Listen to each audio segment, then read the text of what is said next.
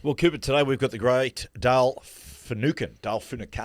And overnight, the Dale Finucane's Cronulla Sharks beat Dale Finucane's former side, the Melbourne Storm. Now, just quickly, you went down to Melbourne Storm training. I watched a bit of a video where you were training as Nicho Hynes. Yes, I was. And see, what a waste of time. Nicho Hynes didn't play. So you prepared the Melbourne Storm for Nicho Hynes. Nicho Hynes didn't play. Cronulla Sharks win. That is true. Maybe that was the reason. Craig Bellamy, cometh the man, cometh the hour. They had a lot of injuries in the halves. Jonah Pezzett out for the season. Jerome Hughes out for a few weeks. So he said, mate, I need a number. And who else than, Cooper, you're in Melbourne, who else than a former Melbourne great? Player number 204, Cooper Johns, come down to help the boys prepare. Obviously didn't prepare them well enough. Well, they got beat. Can I make a point? Yeah. I must say, you look very, very good. Yeah. You look sharp. Isn't it funny? I always found when I retired and I'd go back, well, actually when I was doing stuff for the Melbourne Storm, and they'd say the same thing. Can you just jump in and play 7 for a bit? No pressure. No pressure. Like it's... That was the thing. I was having fun. It was just having a laugh. I was mic'd up, so we were just having a laugh with all the boys. A lot of stuff we had to cut out. I made an erotic massage joke to Craig Bellamy, which when the media team sent me the video... It was removed? I said, can we use that? And they said, nah, we wanted to, but they wouldn't let us use it, put it in for social media. But, yeah, so it was really good. It was really good fun. And on the game last night, I could say... Sorry, on the game on the weekend, I can say right now that the Sharkies are the real deal this year because they've got a resilient defence that they just have not had against the good attacking sides the last 3 years. Geez, they are looking really good, especially without their big guns. Cooper, they've rejigged their football. They're playing far more finals friendly. I'll use it, finals-friendly style of game. They're playing through an opposition more. They usually, when I always think of the Sharks, or when I think of different sides, I get a little picture in my head which I think represents their style of football. And whenever I used to think of the Sharks, it was always skim across a defence. Yeah. They struggled to penetrate a defence. Now, from the first game this year, you could see that they'd changed. More power football. Even without Nick... It actually really played into their hands not having Nicho last night, as Nicho is, very much a ball-playing, very classy, where because Dan Atkinson was there last night and they didn't have another half there, they kind of just zeroed in and played so simple where they just played direct and through a team where it just relied on their defence and just wearing the Storm defence down to score through the middle. They were really good. Very, very good. Dale Finucane. Finucane. Tell me about him. You 3 years with Dale? About 4 or 5 years with Dale Finucane. When I went there, he was, the starting lock and one of the great leaders at the club. He is the most intense trainer you've ever seen in your life. I remember Cheese telling a story where our strength and conditioner down there, Dan DePasqua, Italian man, he put Cheese with him one day as a partner, and Cheese said he's never trained so hard in his life, like just... You know what it's like in a gym session where do a tough set, righto, let's get our minute and a half, 2 minutes off. Dale would just continue, challenge himself so much to minimize his rest, would just fly through the work, the program as quick as possible, just to challenge himself. And Cheese was just like a sweaty mess. But I remember him coming up during and said, I've never been partnered with Dale ever again. No one ever wanted to go with him for that because he was just an absolute workhorse. They'd paid tribute to him at the game on the weekend, actually did a little bit of a lap of honour. Obviously a legend of both clubs. So, special guest. You've just sparked something, a thought in my mind. I read Cristiano Ronaldo's book once, and the Manchester United strength and conditioner said by far and away he was the toughest, the hardest trainer he'd ever encountered. He said he trained like an addict. He said it was clear that he had we'll put it this way, it's in the book, so I'm not, disclosing it. giving anything away people don't know. It's in the book that his father and his brothers suffered from. His father suffered from alcoholism, and his brothers had addiction issues. Addiction's so he's got the addiction. You got the gene. DNA. When he was a young player and went to Manchester United, they found that someone had been breaking into Manchester United's training headquarters at night and going. Anyway, they put the camera up, and it was Cristiano Ronaldo was sneaking in there, breaking into the headquarters at night and getting on the treadmill and running. And Wow. the strength and conditioner said, "Listen, it's admirable, but I've just got to manage how much you're doing." So he goes, "Look, I'm going to give you a training schedule. I just want to see what you're doing. Now, once you knock over your training, you can go and do extras, whatever you want. But you can't be going there. I just need to know what you're doing so I can tailor your training." And he said he would rip through, do like an hour workout in about 30 minutes, so then he could go and do more and more and more. They said he was phenomenal. He used to break in, you were saying as well. Yeah. That's what I was just talking about. You just obviously mentally you were just away. No. I was just thinking about it. Wow, but anyway, that's Cristiano Ronaldo. Dale Finucane is our guest today. Yeah. I would say he's just about Yeah. Before you do that, follow us on Spotify and podcast app to get all the latest episodes straight away. And we got some exclusive content coming up soon, some really good stuff. So without further ado, here comes Dale Finucane, a.k.a. Rambo, a.k.a. the Cronulla Creep. Dale, it feels like I'm in the company of Simon and Garfunkel, Hall & Oates, Sonny and Cher. You blokes, and we'll talk about COVID a little bit later, but you blokes in COVID struck up quite a combination, a duo. When did the band break up, by the way? You know what, I was just thinking about that on the way in here. It just reflected on me and Coops did a fair bit up in we did a lot together, eh? Yeah. What was the song, the High School Musical song? Troy Bolton. It was. I know. I'm trying to. Not Breaking Free. I don't know what the title of it is. It was a popular High School Musical song. Our rooms were next to each other as well, so we'd always be playing guitar and that together, singing songs. It was very fun. It was very good. Boys used to come around and just watch us rehearsing. I wasn't at the time, I thought I was killing it. You know what you think, probably how you singing in the car and you think you sound good. But then you're talking about singing your football career. Why do you laugh so hard at that? No, Coops, you actually, from the start of when you were learning to play back in Melbourne, I remember you come over the first time and you didn't know how to do anything. And then after that, you were self-taught relatively from YouTube. And actually was surprised about how well Coops could harmonise, because I've been sort of playing and singing for a while, and I can't do any of the harmonies and things. And then I think you said that you watched a lot of James Corden. Is that where it came from? Carpool karaoke. Carpool karaoke, and I just learnt some little tendencies. So we worked quite well together. We did one gig together. Remember that with all the boys? I did reminisce with that the other day. Nico and I were going back through the Twin Waters days. And I think we were standing around. There was a Fijian hymn that was very popular back then. Every time we'd have a couple of beers together, we'd all link arms, and it'd be. Do you recall the song? Cameron Smith used to. Remember, Tui used to be like, "Can you start the hymn today, Cameron?" And be like, "Yeah, okay." And it was like,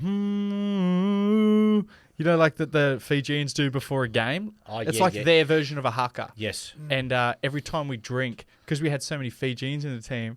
Everybody would do it. That's cool, though. It was sick. Yeah. It was really good. You'd have it wasn't just the players. There was the video that I have. There's about 40 people. Those standing partners around in the what was the little bar area? Yeah. There was the partners and the kids even in it as well. It was very fun. It was the good times that the COVID helped. I know we're going to get up there. Yeah, we'll talk about it shortly. Dale, we might just push that a millimetre closer to you just to make sure. There we go. Is that all right? I got him.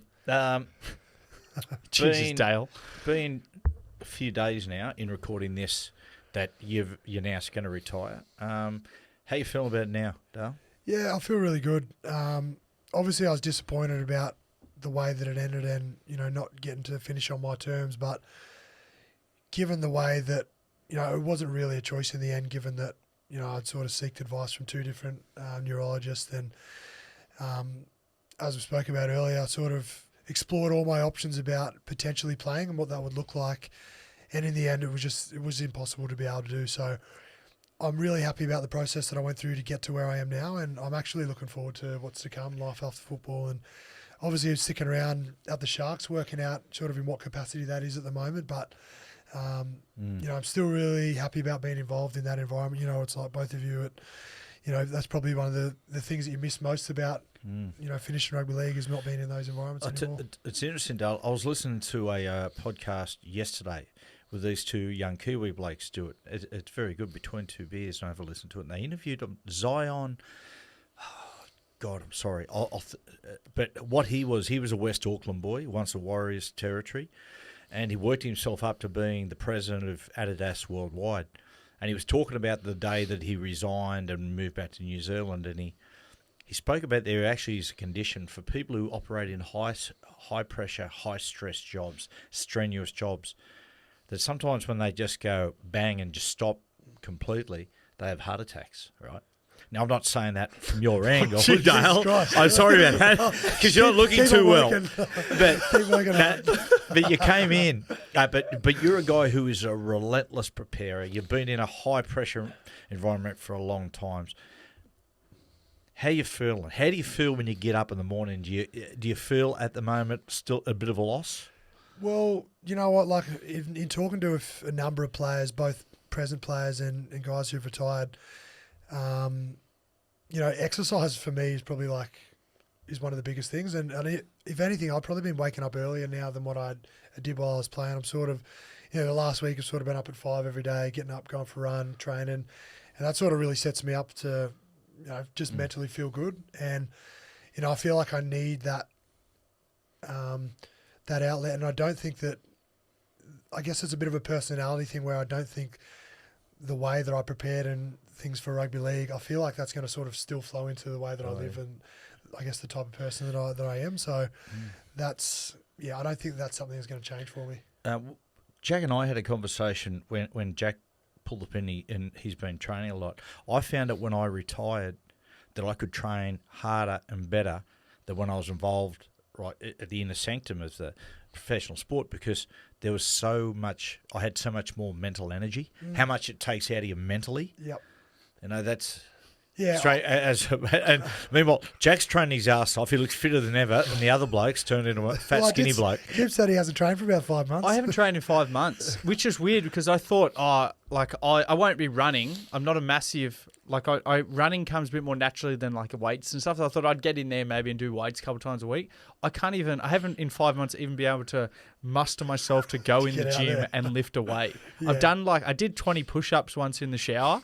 And I was, do you know when, what were you doing it on? Well, you're doing a handstand. I mean, it's a long shower. Yeah. It's a lovemaking shower. And I was in there, and do you know when you haven't done legs in ages, and you go back to preseason, do your first squat session, and you're your legs are that sore? I did 20 push-ups, and my pecs got bruises on. I woke up the next day and had bruises on my pecs. Jesus Christ. And I was I've fully let myself go. Yeah. On your training, because you were telling us before you've been going in and training with the actual team and the boys. What are you doing with them in there? You're doing field, you're doing gym and things like that? Yeah, so just obviously the field stuff, obviously non-contact, but just obviously where they need numbers, guys who need to adapt their training loads and, guys who are carrying some niggles and things like that. I guess I'm a spare body to be able to, put in for where they need me. I spoke to our head of performance today, and he had me on standby to play in the centres in case there was a guy who had a bit of a court going on. I was like, I might have to jump in here. And I was going to jam on everything. There was no patience about anything that was going on. It was just jam all day. But, it's more or less just being available. It might not be every week. It might just be, hey, mate, we've got a few injuries. We need you this week to fill in for some things like that. So, well, you used to be a guy at training where everyone wouldn't want to run at you because you would train the same way you played. You would basically fold everyone and run at everyone with your bumpers. How do you go now? Obviously, non-contact, being in a red bib. Do you have to physically try to stop yourself? Yeah, well, I've obviously got the cow bib on the old white bib. It's got the ambulance sign on it, so it's hard to miss. So obviously I've got that on, and obviously you can't be doing that. Obviously with the way that I retired, but obviously the guys see that you're coming in and they know that it's a sort of, we're going to touch it and then you go to the ground, give it a 4 second, play the ball, stand up. But it's obviously a different preparation in terms of, the way that I sort of prepared and trained before, but, I've got to adapt. I heard you say, Dale, where most of the tests they did, you're perfectly fine. The MRI scan you said was the concern. Your brain wasn't like a normal 30-year-old's. How did it read? Yeah, so as you said, like all of the testing that I did, like the neuropsych testing, there's like a number of cognitive tests that you do. It's like a 2-hour test where, there'll be numbers involved, memory of words, puzzles, lots of different things over a 2-hour period. And I tested fine on that. I was sort of average on all that sort of stuff. And there's a new test that they have in Australia now. It's called the NeuroCatch. I think it's the one that Kalen Ponga went over to Canada to do. And that test is where you don't actually verbalise anything. It's just you sort of thinking about, so you'll hear a series of beeps and then there'll be a higher frequency beep. So it's just you acknowledging in your head that, yep, I heard that high frequency beep. And then there'll be 2 words that, and you say whether they're related or not. And then it's purely all just thought process related. And somehow this machine can pick up how quick you are and how correct you are. Wow. So I tested fine on all of those things. It was more so around, I guess, the frequency of concussions that I've had over the course of my career, and some of those were clustered as well. In 2021, there was 2. 2022, there was 2 close together. Obviously, a more recent one, but in terms of the MRI, just talking with the neurologist, he didn't think it was I guess typical of my age. He sort of spoke about other people who are a lot older that would potentially have similar things on their brain, but for myself, given the age that I'm at, it wasn't a typical brain. I think there was some occurrences of, I forget the medical term, it was, I think, structural, some sort of microstructural damage. Okay. So there was a few instances of that, which obviously was cause for alarm for them. And obviously that coupled with the fact that I'd had, the frequency of concussions was the, I guess, the basis for the decision. I tell you, Dale, I know you can have mixed emotions sometimes when you've got to be taken off the field. And mixed emotions, we're going to have a week off or 2 weeks off. And certainly the emotion you're feeling now where you've been medically retired, but you're so lucky to be in this age. Like I some of the things that I've seen blokes stay out there, get knocked out 2-3 weeks in a row and continue to play. I've seen guys basically in the midst of a game stand up and really not even know where they are and continue to play. So I know there's been a lot of pushback, but where you sit at the moment, you're just so lucky. Yeah, I mean, I remember watching a game, and if I could be wrong, but I feel like it was Richie Fioso who was playing at Manly, if it rings a bell for you, and their bench was depleted, and he was on there on the field, but he shouldn't have been. And please correct me if I got the wrong person, but it was one of the Polynesian guys that was playing for Manly at the time, but he definitely shouldn't have been on the field at the time. Richie having a tough time. But obviously the game's doing a lot more now in terms of categorising the concussions for the HIAs. What's your opinion on? It's a big talking point. They're talking about the kickoffs and all that stuff at the moment. Is there anything? Do you think you see in the game, being in the position you are, where you think it could be tweaked to help people with concussions, or is it just a sort of freak accident technique kind of thing that just happens naturally? Yeah, I feel like you got to come into playing the game understanding that there is an element of risk to it. I think James Graham spoke about it on one of the Fox shows the other night about it, and you can mitigate as much risk as you can, but in terms of getting rid of the kickoff, I feel like that's part of the fabric of our game. And another point I think he brought up was that people can forgo watching the first bounce of the game, or a short drop kick from a rugby union game, but the spectacle of a rugby league kickoff, in comparison to those other sports, is that's something that everyone wants to go and see. And even as a kid watching an Origin game particularly, you're always going, who's taking the first kickoff? Are they going to make it outside of their 10-metre line? Because that collision was the most exciting part of the game. And I understand the safety is at the forefront, but I just think you do come into the game understanding there are elements of risk, but I don't know what else can be done. Interesting one, Joel Kane, who was an ex-player. I was talking to him yesterday. He brought up a really good point, because I can understand the concussion side of things. But I do love the kickoff. I think it will take away from the game removing the kickoff. He made a good point. He said in general play, if you put up a bomb or a kick and it gets cashed in the end goal, it's a 7-tackle, 20-minute restart. He said, why don't we do this? He said, why don't they do that if you do a kickoff and the opposition catches the ball on the full in the in goal, it's a 7-tackle, 20-metre restart.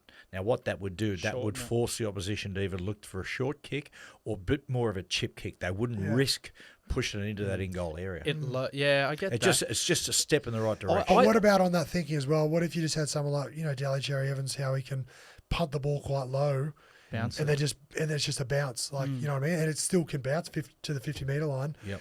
I mean, more or less the same result. It's going to take a little bit longer to bounce around, but you're still going to get that heavy carry, I guess. I mean, I understand his thinking. What you're talking about there, it is right as well. Even though they might do it almost a chip that goes, 50, just past the 20-metre line. At the end of the day, there's probably a front row going to be taking the ball at full clap anyway. Yeah. But it is. I mean, it's an option for mitigating the risk, I guess. Yeah.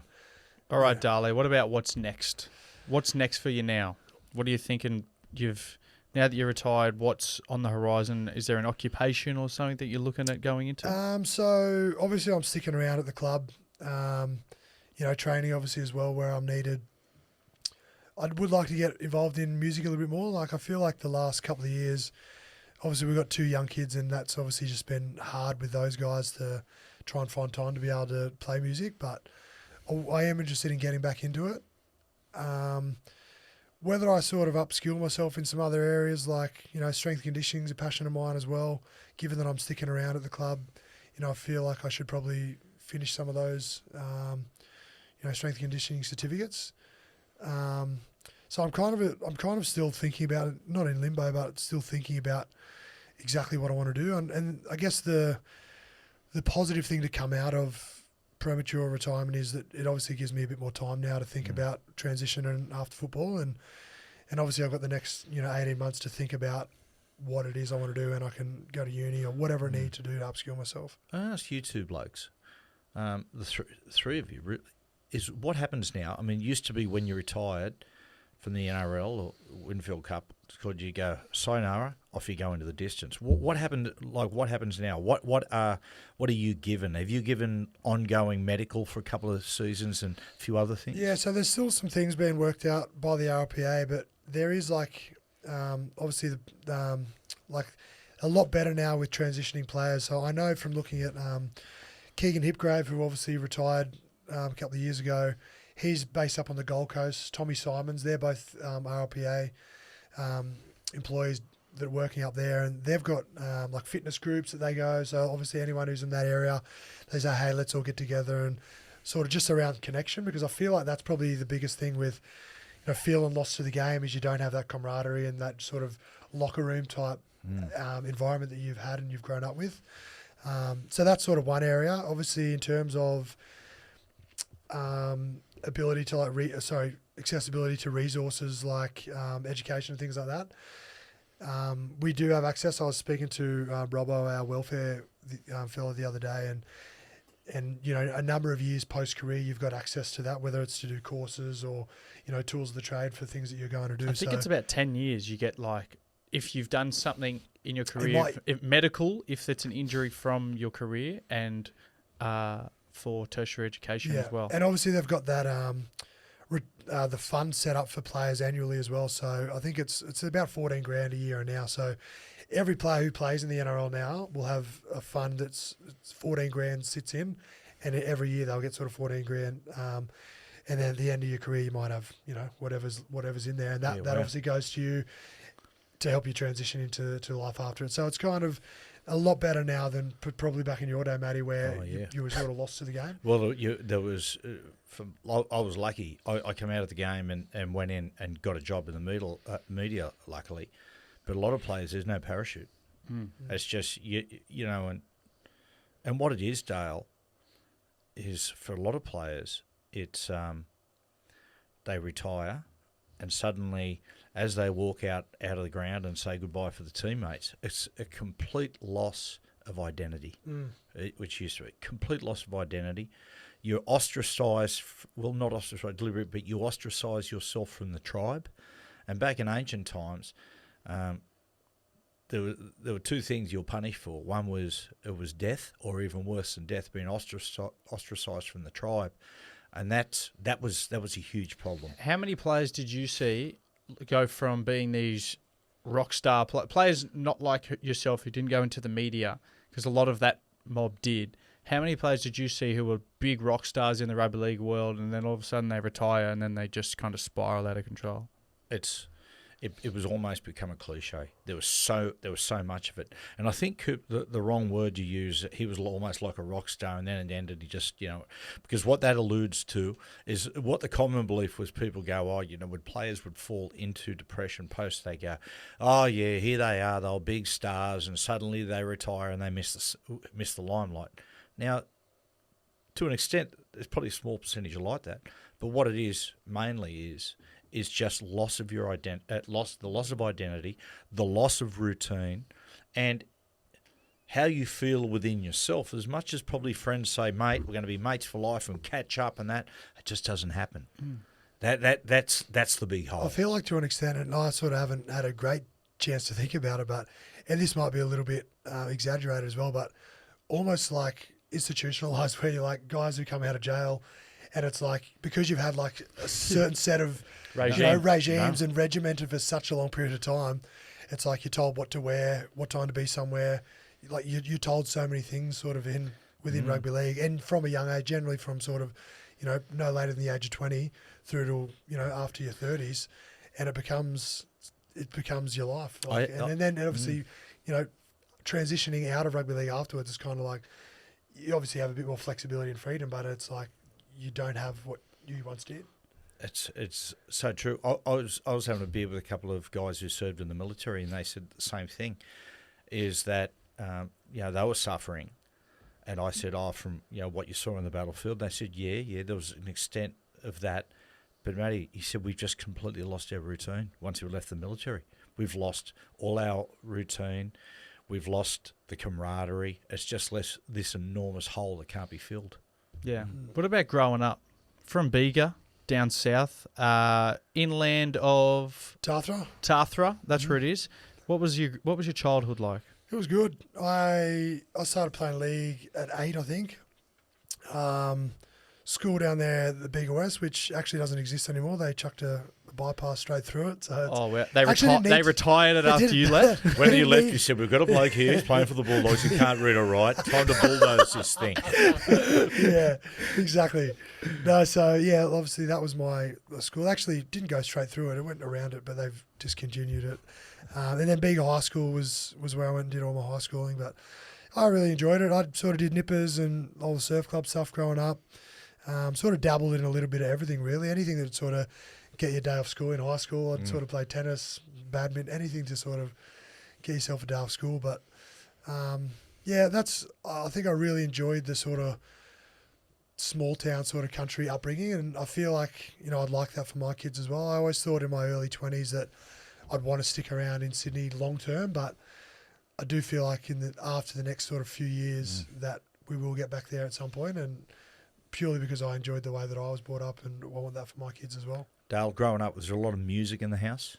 Yeah, Dad was, so that's where obviously my love of music came from. His dad played the guitar, and he taught us from a young age, and when we were in primary school, I think it was from about year 3, we had to learn to play an instrument. It was either the guitar or the recorder.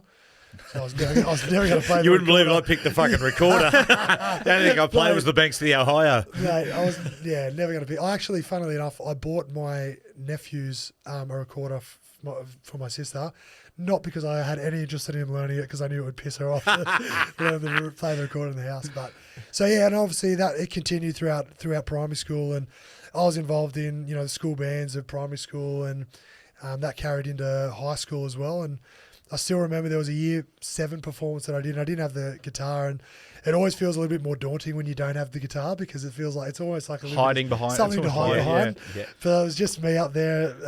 It was What About Me, Shannon Knoll, and it was. This is like, so we had still like 1,100 people at our school, and there was probably our whole year group, so there would have been 200 odd kids there, and I'm sort of standing up there, prepubescent, sort of voice had a break. I'm picturing Napoleon Dynamite.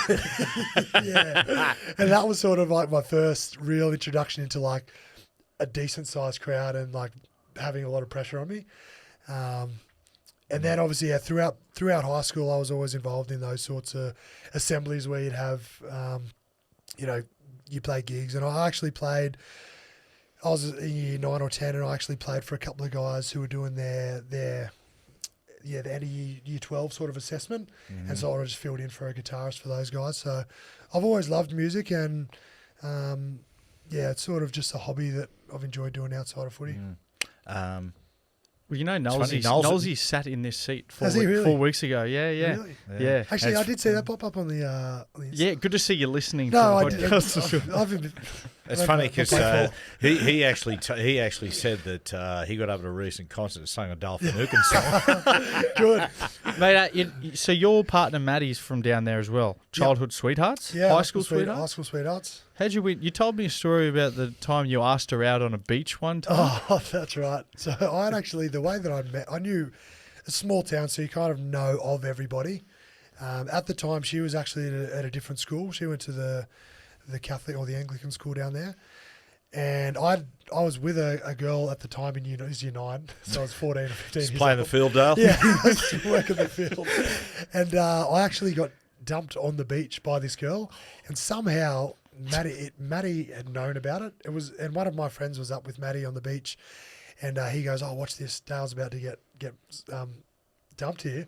And I'm like, "Oh." So she's watching it play by play unfold, and then I've just sort of walked back up the beach. I've noticed my mate, who thanks for giving me the heads up. I've gone and sort of just said, "Oh, hey mate, I just got the arse. I just got dumped," and then sort of straight away turned my attention to Matty and just said, "Hey, how are you? I'm Dale. What are you doing this weekend?" Dale. Should I do a party at Corma? Oh, I can imagine. Finucane speed dating.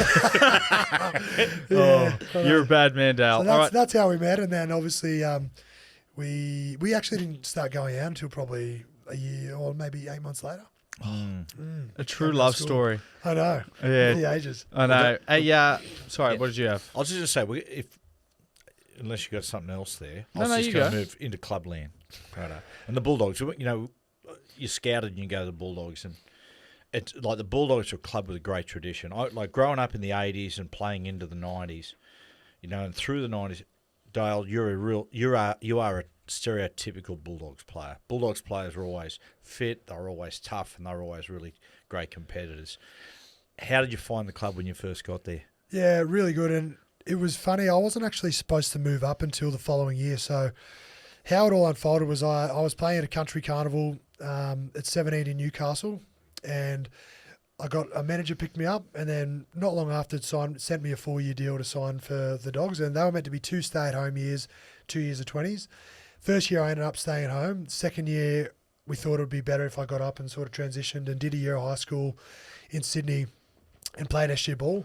Can I just ask you that, Dale? How did you find, just like that, going from small town like Bega, know everyone, small school, to moving to Sydney and going to high school there? Yeah, it was a huge difference because I'd only just got my P's at the time as well, and I'd learned all of my driving in auto mostly, and the last month I just learned how to drive a manual just so I could get it ticked off. And I was awful driving like in the 4 lanes trying to get from Menai to Bass Hill where I was going to school, and the anxiety that I had pulling up at traffic lights and then having to, do the clutch and the accelerator again. And yeah, it was pretty nerve-wracking to do that. And then obviously even from a cultural point of view, going to Bass Hill, back at home, particularly in Bega at the time, it was sort of white Anglo-Saxon, and I hadn't even really been exposed and seen so many other like different cultures. And then obviously Bass Hill, sort of Bankstown area is quite an ethnic sort of diversity, and moving out there, I was kind of like the ethnic minority, and I was like just had so many different cultures around me, and it was so new to me, and it was actually really good. I learnt a lot from a lot of different people, but just the things that I wasn't used to from home, driving being one, the people that were involved, and back to a sort of playing point of view, ended up playing SG ball, and actually ended up being a really successful year. I'm really glad I came up because we ended up playing the grand final against the Melbourne Storm SG ball side, and we won that one. I ended up getting selected for the New South Wales 18s, which was actually the first sort of major rep side I'd been selected in, and then I got called up to the 20s the following week after the grand final. So I just feel like if I hadn't have moved up at the time that I did, all of those things mightn't have unfolded for me. When did the Storm bump? Because I remember you saying before you debuted and went into the NRL system at the Dogs Storm bumped you trying to get you down there before that. When did they kind of bump you? So I was off contract at the end of 2011, which was the last year of my 20s in Toyota Cup. And I went down and met with Melbourne. I went with Craig Bellamy and Frank Panisi at the back end of that year in 2011. And I was very on the fence with what I was going to do. I was very undecided with whether I was going to stay on at the Bulldogs or whether I was going to move down to Melbourne. And Pete Mullen at the time sort of assured me that they were sort of moving some guys on and that opportunities to play would sort of come about for me. And so I ended up sticking around at at the Bulldogs for those, so 2012, 13, 14. And then 2014, I still had 2 years to run on my deal, but it was sort of an amicable, the club and I were both happy to part ways, and the opportunity came up to go to Melbourne so it was funny because I ended up doing all the preseason from 2014, the end of that season, and then in January I started at Melbourne. So it was kind of like a switch over just between that Christmas period. So it all happened really fast. Like, as far as the Dogs playing first grade, you debuted 2012 round 13. Yep. You win 12 in a row. Mm-hmm. You must have been thinking, How fucking good's hell, it? this is easy. How easy is first grade? Yeah. Oh, yeah. I debuted, and then I think our first loss came in, I think it was round 26 against Canberra, and then obviously went into finals after that. But and my role was quite small in those early days. Like I was playing pretty erratic minutes. I think my second game I played 8 minutes or something like that. It's a good forward pack you had. We had James Graham. Aidan Tolman, Greg Eastwood, Frank Pritchard. We had some really... Sammy Cass? Sammy Cass, sorry, as well. Sammy was in there. Yeah, like all those guys. We had even the bench was really star-studded. Corey Payne was in there as well. Yeah. So, and it was sort of like myself and Marty Tapau were sort of in the position of sort of who was playing at that time as well. Kapow. We played obviously our Toyota Cup 20s together, but I just thought, how good's really? It's funny, like looking through your career, as far as grand finals, either when you win or you lose, it's often against sides you're going to go to. 2012 grand final. You mentioned James Graham before, Jammer. He's one of the toughest blokes ever. I reckon he would have been a fantastic guy to be alongside to learn how to prepare for games. But, of course, early in that 2012 grand final, his adrenaline went a little bit overboard and actually bit Billy Slater. Allegedly. Allegedly. It's nothing confirmed. So tell me, like, what was Jammer like? What was James Graham like in the sheds for a game? He was really good, and I've spoken a little bit about this week, the different leaders that I've had over the course of the three clubs that have been involved. And I think the thing that stands out for me with James is his passion. Like, he's just so passionate. It is honestly like, I'd imagine, like, you go into war and he's just like, the guy who's leading the troops.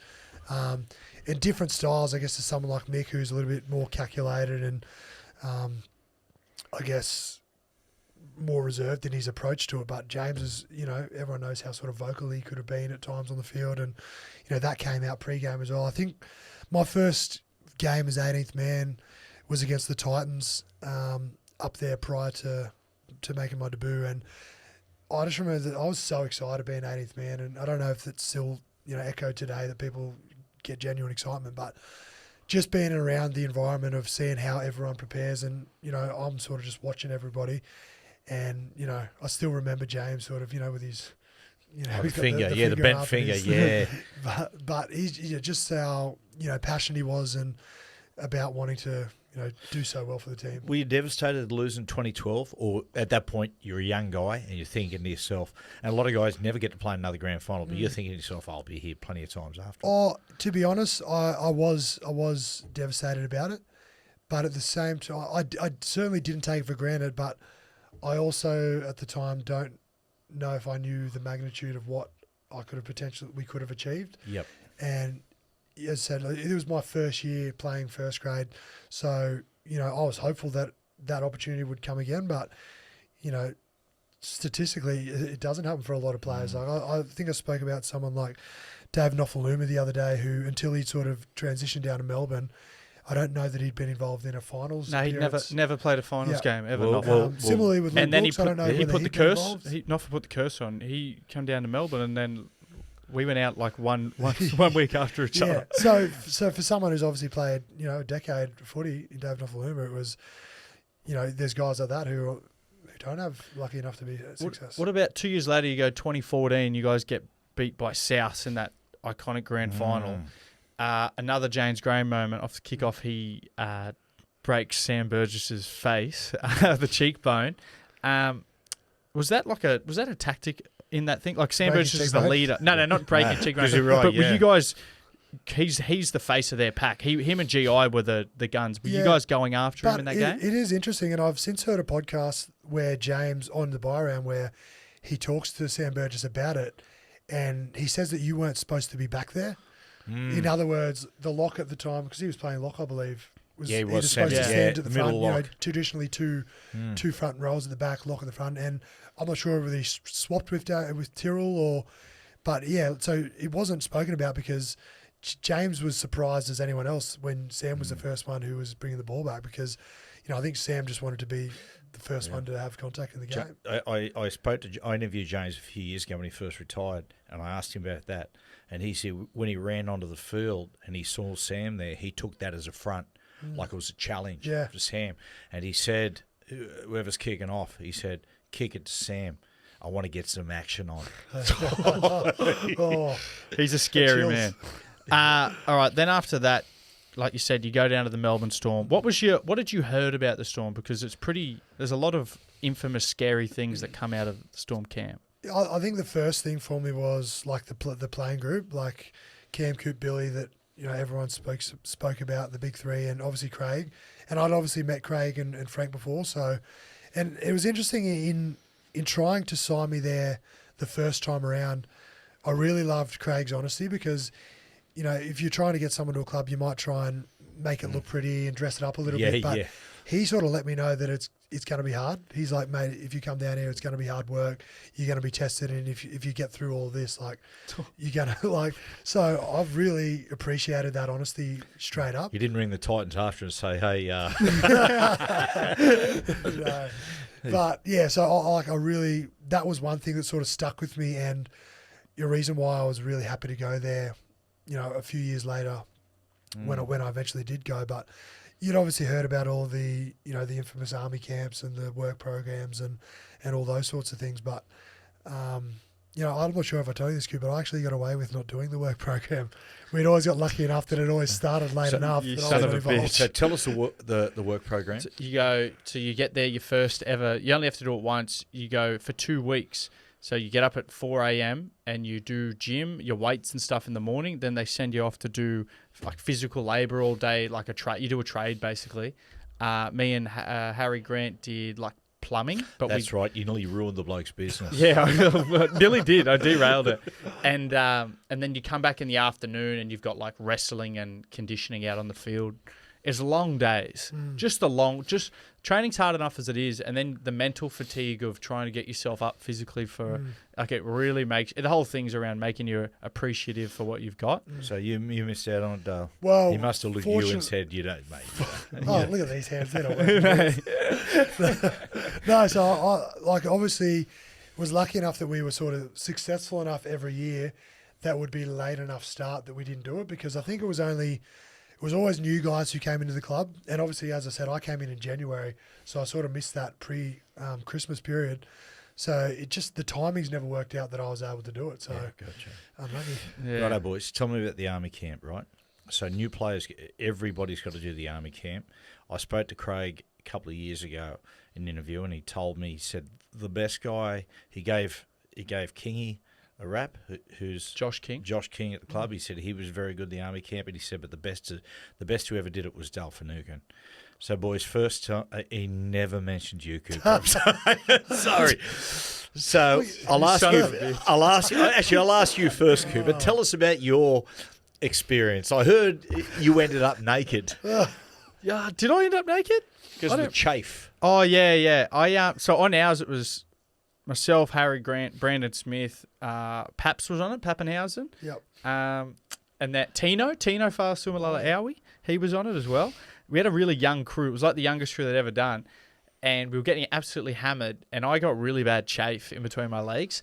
And there's one of the nights where, you know about this, where you do the big walk and you just do a walk for like 4 hours in the dark and there's just a glow stick above you and it's just, you're not allowed to talk. It's like the silent walk and there's people in the bushes watching if you say anything and you're just walking on your own, following like in circles for hours. Want everyone together? Everyone together, but everyone's about 15 metres apart. So you're just looking at the glow stick in front of you. So you can't be seen or heard. Like they don't want you to have any. Oh, okay. Oh, no, sorry. You're talking about the walk or the silent walk. Oh, yeah, true. Yeah, Sorry. so they just kind of like space you out.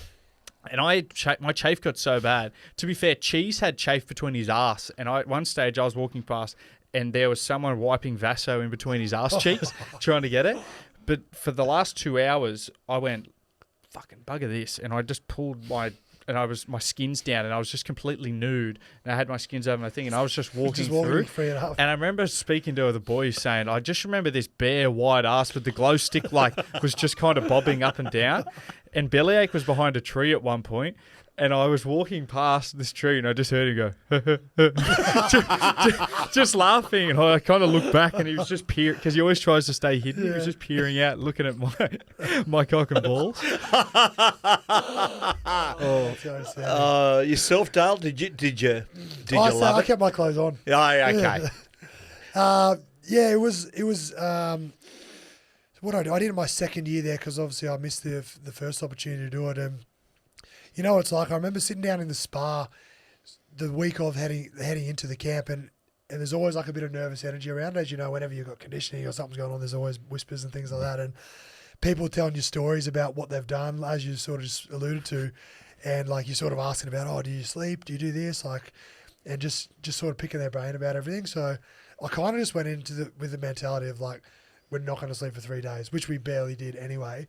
And I knew from talking to the other boys that regardless of how well you do everything, how quickly you get on the bus, how much your backpack weighs, because it's got to be 20 kilos, regardless of any of that, you're going to get punishments anyway. So I just sort of like, and then you're not going to be disappointed when you get the punishment. So I kind of just had a bit of a relaxed approach to just accept what's coming to us. But yeah, it's one of the toughest things I've ever done, like physically and mentally.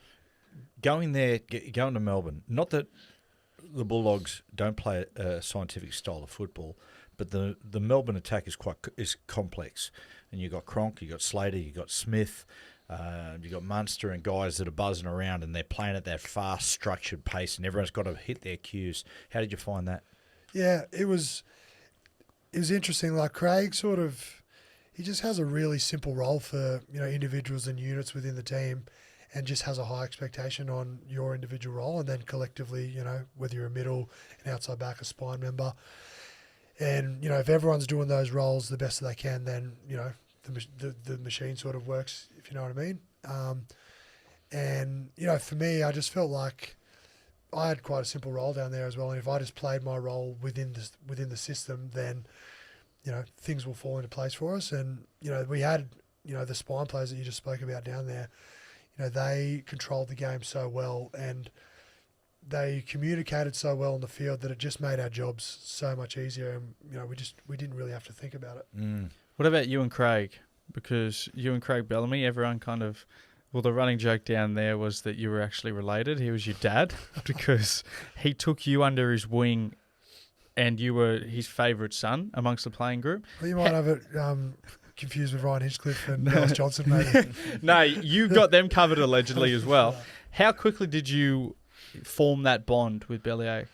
Yeah, from first meeting, like I was sort of drawn to it straight away because, as I said, of the honesty that he was so upfront about,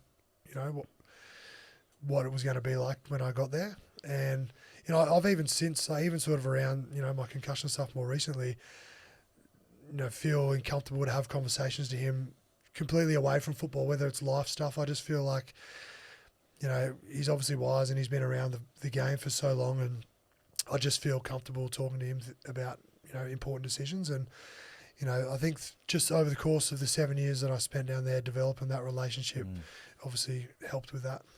There's certainly, I've got no doubt that he's attracted to players like yourself, Dallas Johnson, Ryan Hinchcliffe, because he was a guy, and I'm not saying you blokes, are just workhorses and tradesmen, but he played inside in the Canberra Raiders. Stuart, Daly, Clyde, Menenga, in a star-studded side, and he just worked his ass off. Yeah. You know what I mean? And if he knew that if he didn't work his ass off, then he wasn't going to be in the side. So that resonates with him. Okay, like, now, Dale, there's another theme building here. I know. So you lose the grand final in 2012. You lose that one to the Melbourne Storm. You lose it in 2014 to South.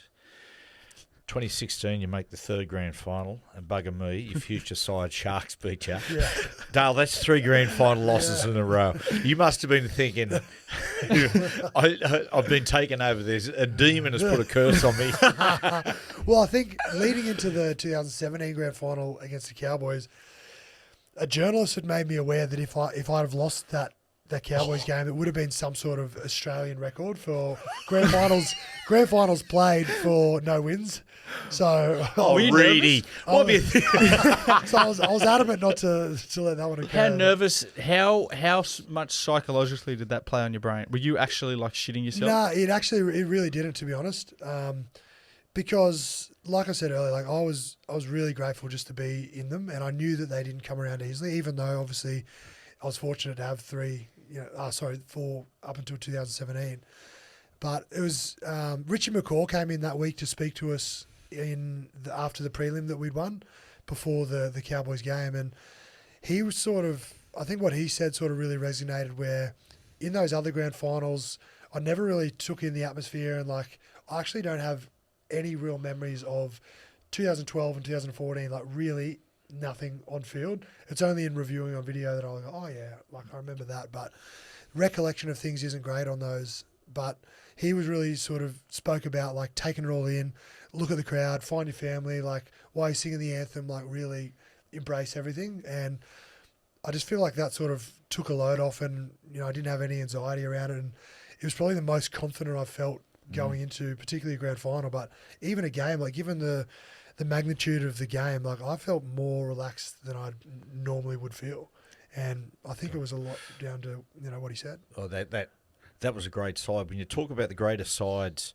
of the NRL era and the modern era, that's in the argument. That 27 side you had was a wonderful yeah, particularly team. in hindsight, you look at where some of those players are now, like Cooper Cronk, Billy Slater, Cameron Smith, Cameron Munster. Cooper Cronk obviously left after that and then went back-to-back with the Roosters. Like, it's probably the greatest spine in a grand final of all time. And then you got blokes like Josh Adokar, Suliasi Vunivalu, Jordan McLean.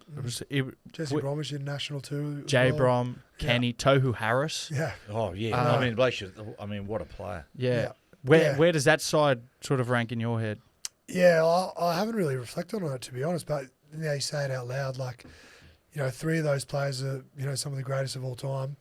And then, the other guys that you've named, like Tohu's still firing now. It's not like he's sort of plateaued and he's sort of dropping away. He's still really one of the premier locks of the competition. And he was obviously playing back row at that stage, but he was still one of the best in his position at the time. And yeah, reflecting on that team, we had a really good balance as well. Like we had obviously Timmy Glasby on the bench, Slade Griffin as well, like some really good workers. Was Nelson on the bench? Nelson was in Nelson was in there. He was playing for North Sydney at the time. Yeah, so like we had star-studded side. Right, boys, let's talk about COVID, the COVID years, which it's away from football is just surreal. But what you guys had to go through, it was really funny. I went over to Miami for the Super Bowl, and we stopped back through Nashville, and we went Nashville, LA, then we came back to Australia. Trish and I get off the plane in Australia at Sydney Airport, and there's people in haphazard suits all standing there, and they're going up and they're asking people about temperatures. Everyone's going, what's going on here?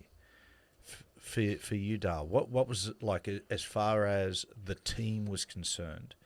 What was the first word you blokes got as far as COVID was concerned? Yeah, I still remember it was really strange. We were in so we played 2 games. I think the Raiders was our round 2 game that we played, and then we've come back into the club, and Frank Panisi's brought us into the player meeting room, and he's just sort of let us know that the competition was on a halt, like for an unknown period of time.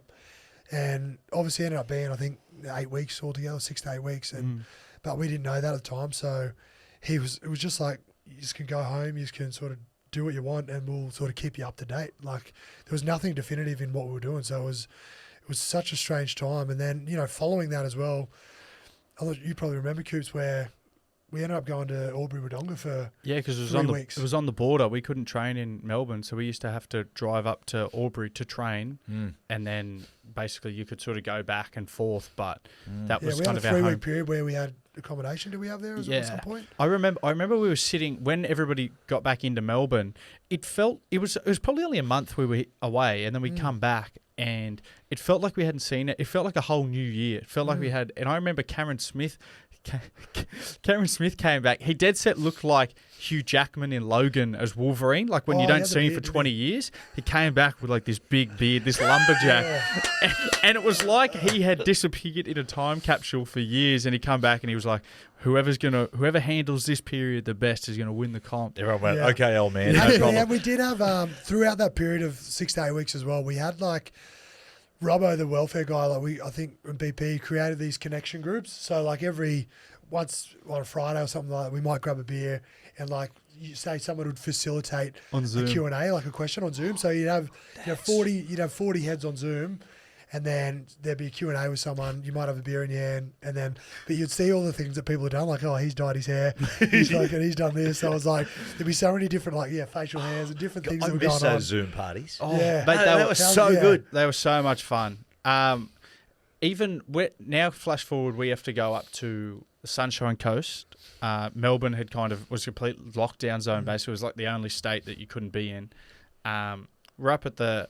What were your memories from that hub that we had going up there? Oh, so fun! Honestly, what was it? 4 months that we spent there? Was it? Yeah.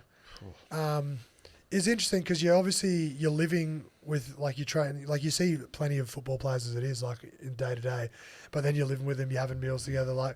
But the good thing about it was you got to learn everyone's kids' names, all their families, it brought everyone so much closer together, and we probably were. I feel like at an advantage because of that, because everyone else was sort of isolated and it was a bit sort of dire for everyone else. But we had a little bit of freedom, I guess. We were able to still use the beach for recovery purposes.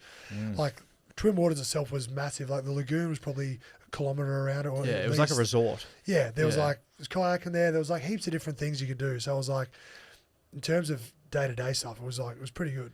I think that's going to a different club, and the sort of couple of years at Storm before that, I don't think I'd ever experienced a connection in a team like that as well. I don't know, I was scissoring with my hands there. Sorry, that's all right. But how close we all got as a group. We used to do, and for culture purposes, the drink up. We used to, for a professional sporting team. Geez, we drank a lot of piss.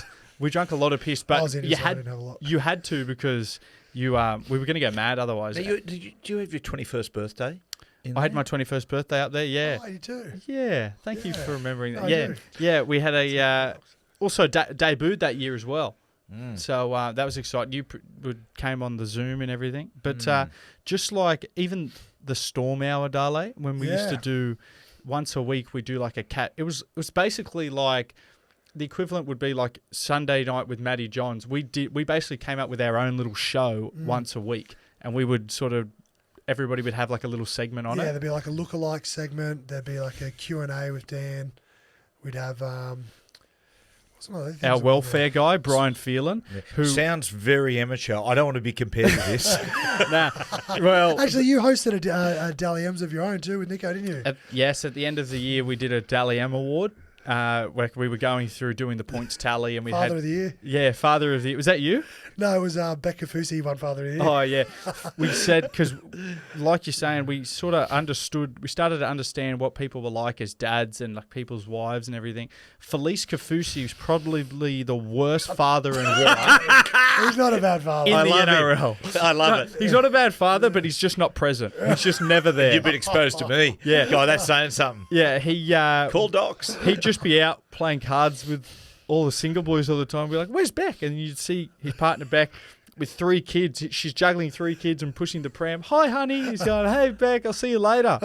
And, he was just one of the greatest. I remember his late father, Fooz's late father, were up, it was a magic round. And we're sitting there, and I go up and, Foos, how you going? And he said, oh, this is my dad. So, hey, Mr. Foosy, what's going on? And he goes, do you want a beer? He said, yep. I said, okay. I said, what are you after? He said, get me a rum and coke. And as I was about to walk off, he goes, two rum and coke. Mate, every time I finished a beer, I'd look over and say, you want another one? He goes, yep. Two. I nearly carried us both out of there that night. What about the grand final, Dale? What do you remember from that grand final? Well, I was pushing it to play the grand final. I tore my calf sort of mid that year. So I was sort of touch and go to play, but... and a bit of an unfamiliar role coming off the bench as well at that time. So I was sort of a bit of a nervous energy at the best of times. So I was sort of pacing the sideline and, getting on the bike and just sort of buying time to get on the field. But Penrith at this stage, they were on flying. A big run. I don't think had lost since round 2 or 3 maybe. I think they lost their first 2 maybe and then won the next 18 or something. So they were red hot. And I think we got out to a lead like 20-0 at halftime. And then we scored first after half-time as well, which is always a good sign that you're going to sort of kick on. But then, 26-0, they slowly started clawing back. And the last kickoff of the game, Nathan Cleary, I think, had scored a try, which made it 20-26. And then we kicked off with 11 men. So we'd had, who went to the bin? Brandon, yeah. Remember Josh Mansour pushed him in the back because Cheese started pretending like he was tying his shoelace to buy time, and Josh Mansour just pushed him over the sideline. That's right.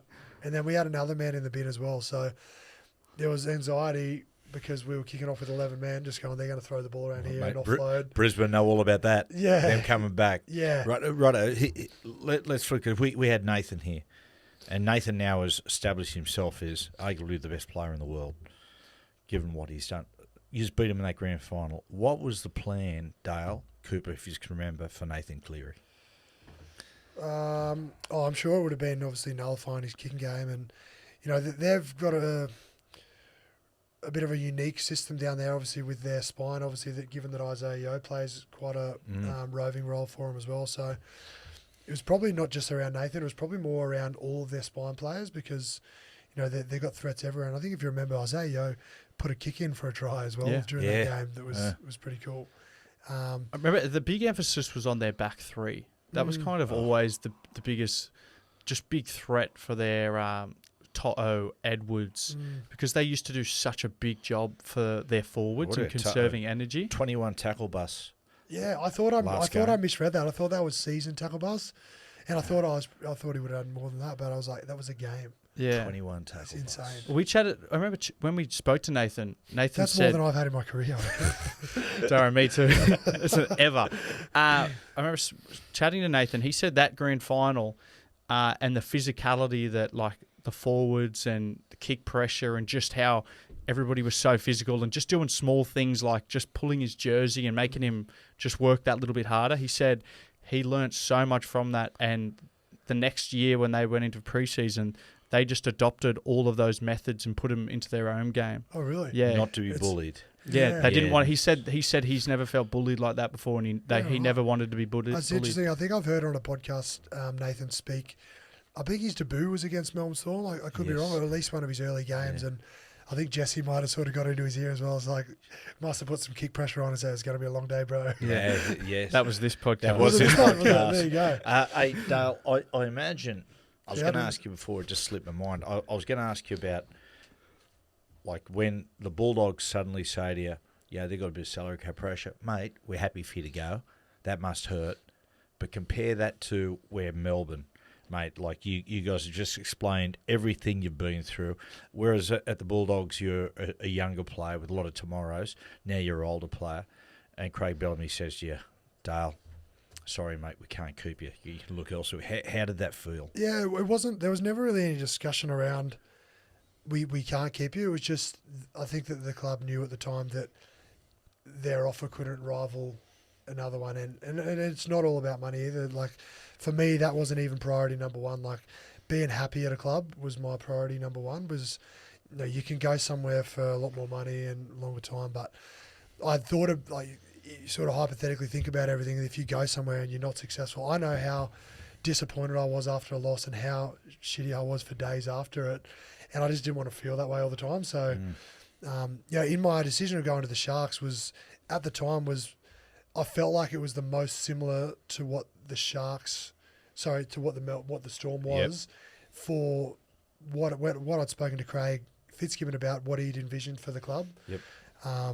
So that was sort of the reason around going there. But there was never a discussion about we can't keep. It was always just about this was sort of what we can do for you. It's interesting what you said before, which is so true. When a club wants to sign a player, desperately wants to, it's like, it's basically it's like asking a girl out on a date. They're courting. You're courting. It's all the best. You present your best self to the player. You said about bellyache just hit you between the eyes. What about Fitzy? What did Fitzy say? In terms of like what selling the club, club, what he had in store for you, what he wanted from you. Yeah, so I'd obviously had a relationship with him prior because he was the country coach as well, and he was the last year that City Country was running. He was my coach for that, and obviously the years that I was involved in Origin, so I developed a relationship with him. So I knew what sort of person he was. I knew obviously he's my era of watching rugby league as well. So myself as a teenager watching, he was one of the guys that I sort of idolised watching as well. So, and I knew he was defensively minded, given that he was a defence coach at the Roosters, and all that stuff really played into why I wanted to go there. And it was funny talking to Nico about it, because Nico signed prior to myself, just his vision of, I guess, how he wanted the club to be, and it wanted it to be a defensive club and all these sorts of things. And I remember talking to Nico, and it was almost like two little giddy school kids, like, how good's this? Like, this is where we're coming from. Like, yeah, we didn't particularly want to leave, but where we're going, like, it's pretty bloody good. Yeah. And obviously now, like, having been there for the last few years, like, it's delivered in spades and if not more. And, I've absolutely loved my club at the time, the Sharks. Talking about Nico, Blake Brayley told a story about you and Nico, where basically, I don't know if it was superstition, but you wanted a bed, and Nico wouldn't move. Tell us about that. Oh, so Nico just loves being a pest at the best of times, and we roomed together when we were at Melbourne as well, for a period of time, and obviously we roomed together at Melbourne, and he just wanted to get into the room first because he knew that I liked the bed that was closest to the bathroom, just because I'd always done it. So he quickly raced in there and put his bag on the bed. And I was like, "Come on, mate, you know what you're doing here." And he's like, "What?" And I'm just like, that's my bed. No, I wasn't like that. I was just like, because I knew he was going to give the bed up eventually, but he's like, I don't know if I said it or if he said it, but I was like, we'll wrestle for it. One of us, first mistake, Nico. We forgot who said it, but we obviously wrestled for it, and I think we threw some tables and things got sort of like thrown around a little bit, and then obviously got the bed in the end. Well, mate, did you flog him? Yeah. It was just first to their back, and then he ended up on his back. back. Back in the day when you go into rep camps in the 90s or away trips, there was always a double bed and a single bed. Oh. So you'd walk in and go, right. I remember once I was rooming with, it might have been Glenn Lazarus, who was fairly acerbic personality, and I walked in and I've gone, so who's going to get on the double bed? And he just went, fuck off. What's the age gap there? Is there like a seniority thing as well? Yeah, seniority. Yeah. He was like, Lazo's probably, 25, 30 Origin games in. Yeah, right. And you're coming in as a greenhorn. Yep. So, yeah, fuck off. Okay, there was a famous one in the 1978 Kangaroo Tour where they went up to the room. It was at the Dragonara Hotel in Manchester, which was shocking. Anyway, Tommy Radonicus and Stevie Mortimer, they're both halfbacks on the tour. Both Tommy's like ultra professional. They walk into the Dragonara, there's a double bed and single bed. Anyway, Steve Mortimer, Turvey just throws his bags on the double bed and lays on the double bed. Tommy walks in straight after you and looks and goes, grabs his bags, just throws them completely out of the window and says, "That's my bed." And he just went, okay. And he said, and after you come up from getting your bags, get me a cup of tea. And Steve Mortimer goes, okay, white and one. All right, Dale, before we get into the little menu at the end, can you give us an insight into your your habit to sprint across the field before a game? So, I've actually asked a little bit about that this week. It's very funny. It's very good. The seriousness of it and the Rambo look that you got going. Well, on. it's purely because, it's like you warm up for 20, 25 minutes pre-game, and then you go in the sheds. Some people have a spew, some people have their no-dos, whatever your little routine is around that. It's kind of like you sit around for a little bit and there's a bit of downtime. And obviously, my first role in the game is going to be potentially kickoff carry or, sprinting down the field. So it's more or less to just get my head back in the game. And I've spoken to Jess, our GPS lady, recently. Sorry, and those are my highest speed meters in a game, is the run out. Dale, I know what you're doing. You're getting your fucking run meters up. So they go, Dale, you've done well for the game. And because you used to do it at training as well. Like you Yeah. put your boots on, you get strapped, you put your GPS in, and then you just sprint like religiously across horizontally across the field. And I remember Scott Drinkwater used to take it upon himself. Absolute pest. He used to take it upon himself every single time because you didn't like to be disturbed when you were doing it. And Drinky would just go, Dale! Scream at you, and you go, fuck off, Drinky! He'd run alongside you, looking at you and beat you. Well, mate, talk about those GPS things. Penrith won the comp in 2003, and Ryan Girdler tells the story. He said that their strength and conditioner gave him GPSs and said, listen, on your off days, I want you to put this on and I want you to go and do an extra session and we can see this so we'll be able to gauge, what have you been doing, your heart rate and everything like that so you can't cheat. So Gerds went to the park and just put it on his dog and they called him in and said, mate, you're fucking working hard, but you got an accelerated heart rate. You know who Rob Gronkowski? They did a thing where, go down to the park and for 3 weeks or 4 weeks in the off season, you have to film your sessions. So there's 3 sessions a week. Film you down there doing like this running thing. And Rob Gronkowski went, sweet. So he went down just one day with like 6 different outfits and just he'd do an effort and have it filmed and then he'd swap outfits, do it again, swap it. Great idea. Yeah, and then just was sending it to him every week. I loved it. That first trip we went over to Vegas and they actually sent us and they sent Billy Walters, Woodsy, Campbell Graham and Spencer Lanier. Yep. So we went over and they cut at halftime of this big NFL game. There's heaps of people in the casino watching. Sudden Gronkowski comes out. He's got the Manly jersey on, and out comes Woodsy. And, mate, honestly, I'm going, how embarrassing for the game. Gronkowski looked like an Adonis, and Woodsy looked like a Garbo. Dale, any superstitions? Heavy ones? I did earlier on in my career. Not a whole lot, but I used to have to put my mouth guard in my right boot. It would always have to stay there. Partly because I knew always where it was, but partly because I was like, if I don't do this, I'm not right. It's similar with sort of meals and things. Like I always had to have the same pasta the night before. I'm trying to think if there's any other weird ones that I had. Well, what are this? You're intense, and for you to play your best football, you got to really get your head on. You got to be ultra focused. Did it ever irritate you when you're in the sheds? And let's say, for instance, you got Munster and Brandon who are bozoing around and laughing and carrying on. Did that affect you or irritate you? No, I was pretty sort of I'd have my headphones on most of the time, and I'd sort of pretty zoned in on my preparation. But it's funny because sometimes that sort of preparation works for some people. Some people like to be more relaxed and a bit jovial as well. Whereas I personally didn't like for myself to be jovial and at least up until I got strapped. I would a little bit prior to that, but sort of once I would start getting strapped and stretching, I was pretty serious after that. But you kind of almost need some of those different dynamics in the sheds. Like I know some people like to have like music for everyone in the sheds. Like it was a bit of an upbeat sort of thing. Some people just have some teams just have, headphones only. But I mean, I feel like you kind of need a little bit of a balance. Yeah, you do. The one that used to irritate me the most, and I reckon, Dale, you wouldn't have had a lot of it at Melbourne because bellyache would police that. But what used to really irritate me once to the point I ground my teeth so much that I chipped my tooth was people who you'd find them laughing after a loss in the sheds. Yeah, and I get different personalities, but you look over and someone will be sort of having a giggle, and you go, fuck. Yeah, you feel like it doesn't mean enough to them that they care. And I know there's a lot of you talk about that, post game if someone you haven't seen for a while, people are Smiling. a bit jovial and those sorts of things.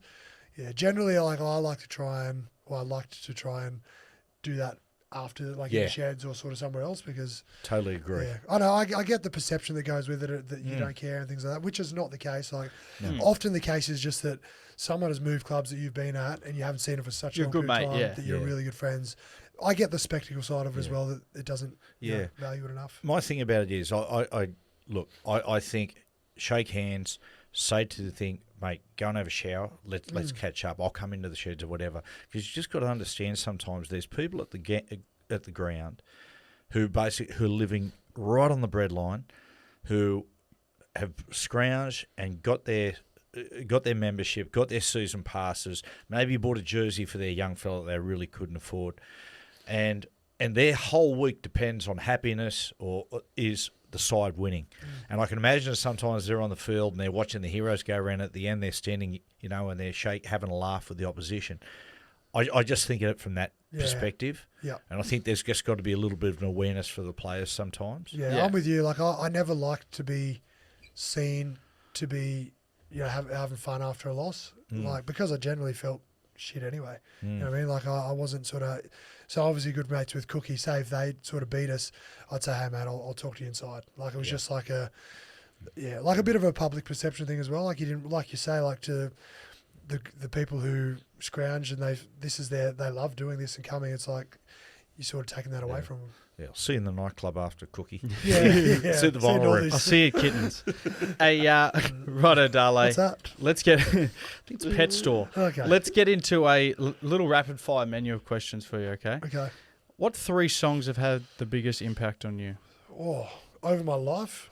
Yeah, over your life. Recent? That's a very tough question. I reckon early days with my old man, he was really into Eric Clapton, so I really enjoyed Tears in Heaven. Tears in Heaven. That's a great song. That was really good, and probably one of them the first sort of complex picking songs that I learned when I was younger as well. God, sad song. Oof. Yeah. Dire Straits, I really enjoyed them growing up as well. What's this bloody song? Walk of Life? Walk of Life is really good, but Money for Nothing? Brothers in Arms. No, what's the other one? Shit. Don't know. All right, Dale, I'm going to go through their greatest hits. Dale, seriously, just hang on. Yeah, that's all right. Sultans of Swing. Yes, that's the well one. done, Jack. Sultans of Swing, well done, Nice, Jack. Muso. Yeah, that'll be up there. What's the 8-minute one that's... That might be Brothers. Oh, No, not by them.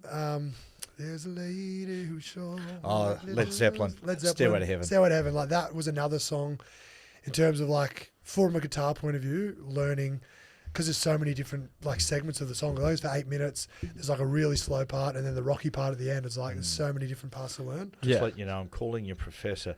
Dale's forgetting the names of his favourite songs. Yeah. You know what I'm talking about. Yeah. Oh, you know. Yeah, No, we don't. I'll send him over. They're my No favourite problem. songs. I just don't know what they're called. What about your favourite song to perform? If you're going to perform for a crowd, what's your favourite song to play? Oh, that's a tough question as well. Well, I do love Ed Sheeran. He's my favourite artist. Thinking out loud, bit of a cliche one, and it's very popular, but I feel like everyone loves it. Yeah, that is a good one. And he loves you, Ed Sheeran. Actually, you know what I was going to say as well? Do you recall the Don't medley that we had? So the song Ed Sheeran, it's called Don't. Met that girl last year. Cooper and I sat in my room because so Ed Sheeran plays that song and most songs go to it. So, for example, we were doing the melody of that song that I was playing on guitar, we were singing other songs over that melody. So, we were singing... what was the 8 Mile song? We were singing 8 Mile, Fresh Prince of Bel-Air. We actually sat for 35 minutes, you and I, with me just playing that medley, and do you recall that? Yeah, I remember that. We were there, and it was just because the beat's dun dun dun dun, and we were just sitting there just thinking of any song that could go with it for hours. I think we were high. No, Sweet Home Alabama. Is that going? no. Sweet Home. That's the only song that didn't. That's the only song.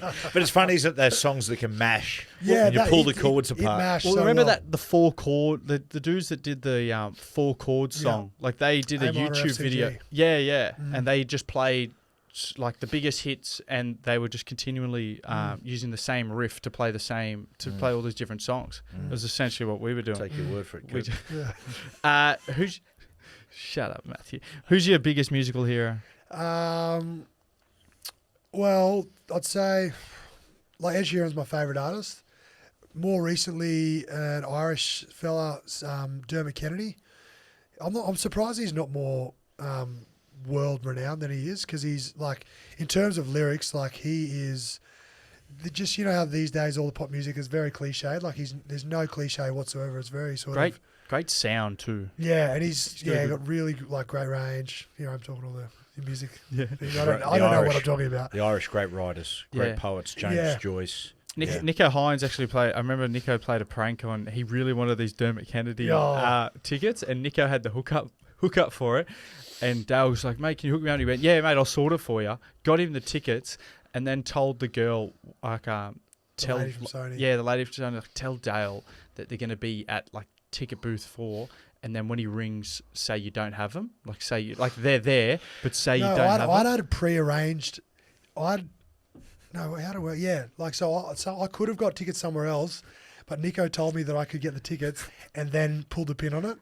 So then the ladies, because I've messaged the lady saying, do you have any tickets left? And then she's like, oh, I'm so sorry. And then she's called me and then dubbed Nico in on the phone call so that he could. And you're at the concert at this point too. Like you're there. I was at home, but I'd organised Mum to come up to babysit her. She lives in Wollongong, so she was in the car on the way up to babysit, and then so I was filthy with Nico. You I are was going to Eddie's smashing. house. You are smashing his reputation as Mr. Nice Yeah, Guy. yeah. He's No, coming across he's as a real pest. gruff. He is a fake. He's a fake nice Actually, guy. you know what? He gave me this shirt, the Luke Combs shirt, because he actually got to do a meet and greet with Luke Combs, and he took Wade Graham down, but he also could have taken another person down, so he felt really bad about not doing it. So he gave me a bit of merch. So, All right, what Thanks, Nico. teammate has the worst musical taste that you've ever played with? I mean, Why is it Josh Adokar as well? Yeah, well, all teammates, yeah, probably Josh. Actually, a lot of the rap stuff that I wasn't really into was like, yeah, I just wanted a little bit of old school, or even country. Now I used to hate country with a passion, but now I absolutely love country. But yeah, Josh would be up there. What about Bellyache? Bellyache doing his Bee Gees songs. Hey, I'm going down to San Francisco, Massachusetts. He was. I like just got to get a message to you. He's got good. I like Bellyache's taste. Yeah, I don't Cold mind it either. Chisel, Bee Gees. Yeah, he's running Cold Chisel. That one with Fox at filming him doing, because he's got the headphones on right. and he's doing the Bee Gees. What is it? What song was it? no. I've just got to get a message. Yeah. to I've just got to get a message, because when you get the headphones on, you sort of think you're in harmony. And you sort of, Oh, You're I got. fast. If we've still got it, I'll put it over with that just for the listeners. And I love the fact, because I absolutely love the Bee Gees.